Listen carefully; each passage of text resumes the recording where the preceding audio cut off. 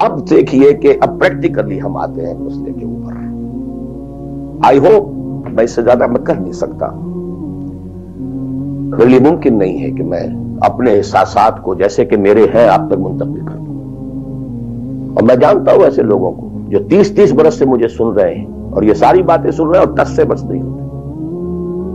زمیں جنبت نہ جنبت گل محمد، ان کا وہی کانسیپٹ ہے. اس لیے کہ یہ کانسیپٹ 1400 برس میں جا کر مکمل پختہ. 30 برس تھے خلافت راشدہ کے، اس کے بعد ڈاؤن فال، کانسیپٹ سٹارٹڈ چینجنگ.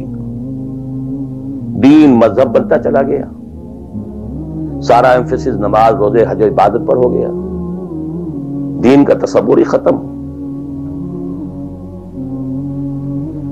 اور پھر ہم میں سے جو لوگ غلام رہے وہ تو اتنے خوگر ہو گئے کہ ملا کو جو ہے ہند میں سجدے کی اجازت ناداں یہ سمجھتا ہے کہ اسلام ہے آزاد. بہت بڑے عالم دین نے کہا تھا یہ کہ ہمیں کوئی ایسا کام نہیں کرنا چاہیے جو ہماری حکمرانوں کو، انگریزوں کو پریشانی کا موجب بن جائے، اس لیے کہ انہوں نے ہمیں مذہبی آزادی دی ہوئی ہے. ہمارے نماز پڑھنے پہ کوئی قدغن نہیں ہے، ہمارے روزہ رکھنے پہ قدغن نہیں ہے، حج کرنے پہ قدغن نہیں ہے، لہذا we should be loyal to them. ملا کو جو ہے ہند میں سجدے کی اجازت ناداں یہ سمجھتا ہے کہ اسلام ہے آزاد. یہ کانسیپٹ اتنے پختہ ہو چکے ہیں، اتنے پختہ ہو چکے. ریچولزم، رسومات رہ گئی، رسم ازاں روح بلالی نہ رہی، فلسفہ رہ گیا تلقین غزالی نہ رہی. نماز و روزہ و قربانی و حج یہ سب باقی ہیں، تو باقی نہیں.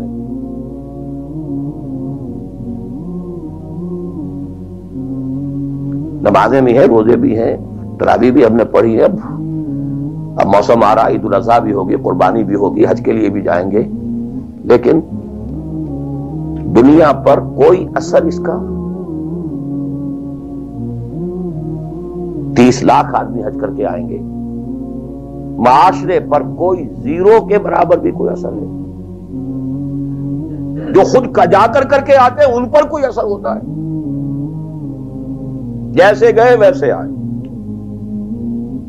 الٹا یہ کہ یہ اور کانفیڈنس لے آئے کہ پچھلے سارے گناہ معاف ہو گئے، اب اثر نو کرنے کی چھوٹ ہے. This is what is happening. اور میں اپنا 35 سال کا تجربہ آپ کو بتا رہا ہوں. اصل ڈیسائیسو پوائنٹ اس کو سمجھ لیں اگر تو آپ کا پورا تصور بدل جائے گا، ویلیو سٹرکچر بدل جائے گا. لیکن نہیں تو پھر جو بھی ہے وہ ہے.